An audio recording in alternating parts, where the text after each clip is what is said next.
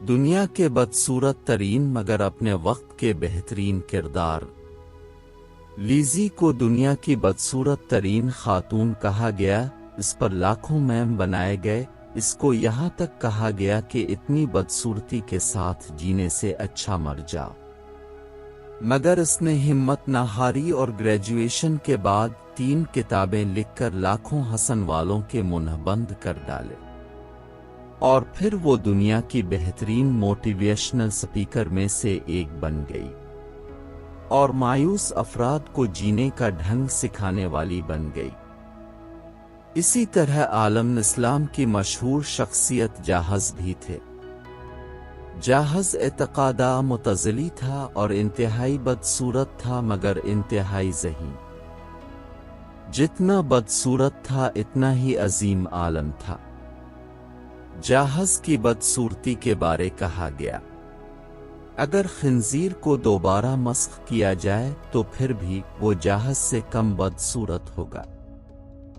کسی نے جاحظ سے پوچھا، آپ کبھی شرمندہ ہوئے؟ کہا ہاں، ایک بار کوئی بوڑھی عورت میرے پاس آئی اور کہا مجھے اب سے کچھ کام ہے، میرے ساتھ آئے۔ میں چلا گیا، وہ مجھے ایک سونار کے پاس لے گئی اور سونار کے سامنے مجھے کھڑا کر کے چلی گئی۔